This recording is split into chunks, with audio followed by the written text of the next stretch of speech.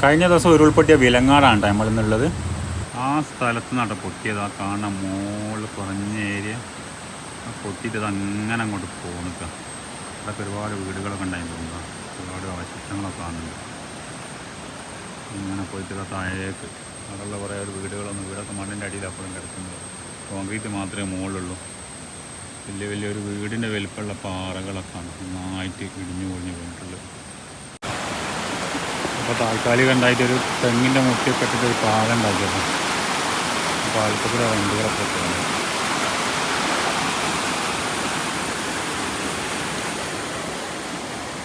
ആ JCB ആ നിർത്തിയ സ്ഥലത്താണ് ശരിക്കുള്ള റോഡ്. അതിലാണ് പോണത്.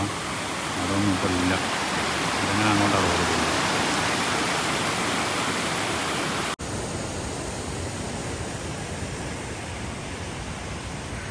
ആ വീടിൻ്റെ അത്രയും ഉയരത്തിൽ ചളിയും മണ്ണും അടിച്ചിട്ട് വീട് കാണാനല്ല, പകുതി പൊളിഞ്ഞ് ബാക്കിയുള്ള മണ്ണിൻ്റെ അടിയിലാണ്. അതാണിപ്പോൾ ഇവിടുത്തെ അവസ്ഥ. വിലങ്ങാടാണ് ഇട്ടുള്ളത്. വിലങ്ങാട് ഇത്രയും വലിയ പാറകളും മണ്ണും ഒക്കെ ഒലിച്ച് വന്നു കഴിഞ്ഞാൽ പിന്നെ എങ്ങനെ ആൾക്കാർ ബാക്കിയുണ്ടാകാം? ഒരു വീടിൻ്റെ വലുപ്പമുള്ള പാറകളാണ് കാണണം.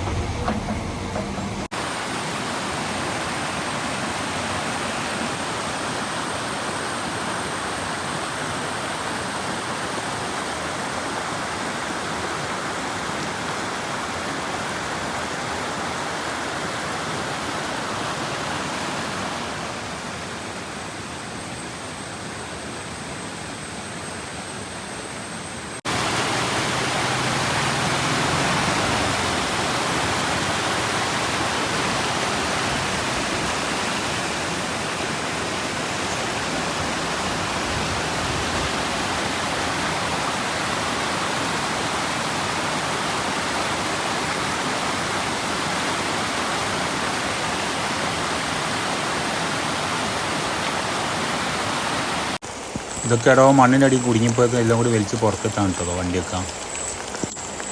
അതേപോലെ ഈ വീടും നോക്കി കഴിഞ്ഞാൽ വലിയ കുഴപ്പമില്ല. പക്ഷേ വീടിൻ്റെ അടുക്കള ഭാഗത്തൊന്നായിട്ട് ചളി വന്ന് അടിച്ചിട്ട് വലിയ നഷ്ടമൊന്നും ഇല്ലെങ്കിലും അത്യാവശ്യം മോശമില്ലാത്ത രീതിയിൽ കേടുപാടുകളൊക്കെ പറ്റിയിട്ടുണ്ട് ആ വീടിന്.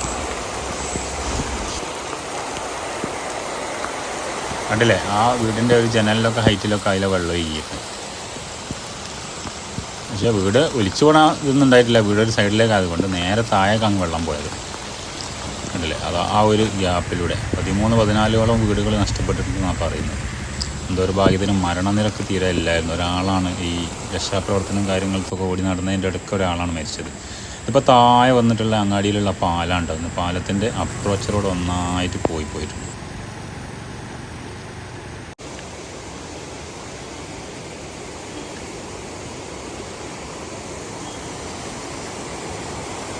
റോഡടക്കം അങ്ങ് ഒലിച്ചു പോയി. പാലം അവിടെ ഉണ്ട്, പക്ഷേ റോഡ് അപ്രോച്ച് റോഡ് ഒന്നായിട്ട് ഒലിച്ചു പോയി.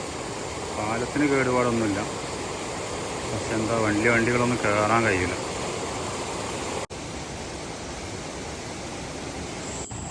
ഇതിൻ്റെ കൂടെ തന്നെ അഹോരാത്രം കഷ്ടപ്പെടുന്ന ഈ KSB ഉദ്യോഗസ്ഥരെയും ഫയർഫോഴ്സ്, പോലീസ്, സന്നദ്ധ പ്രവർത്തകർ ആരാരും നമ്മൾ കണ്ടില്ലെന്ന് നടിക്കാൻ പാടില്ല. കാരണം ഈ പെരുമായത്ത് അവർ വന്നിട്ട് അവരുടേതായ പണികളൊക്കെ തീർത്ത് എത്രയും പെട്ടെന്ന് വെളിച്ചെത്തിക്കാനുള്ള പരിപാടികളാണ് നോക്കുന്നത്. കൂടെ തന്നെ ആ കാണുന്നതാണ് ഇവിടുത്തെ പെട്രോൾ പമ്പിലൊന്നും പെട്രോൾ സ്റ്റോക്കില്ല, വണ്ടിയൊന്നും വരാം. അതുകൊണ്ട് ആൾക്കാരൊക്കെ പുറത്ത് പോയിട്ടാണ് പെട്രോൾ അടിക്കുന്നതെന്നാണ് പറഞ്ഞത്. അപ്പോൾ ഏതായാലും ഈ വീഡിയോയിൽ വൈൻഡപ്പ് ചെയ്യാണ്. ബൈ.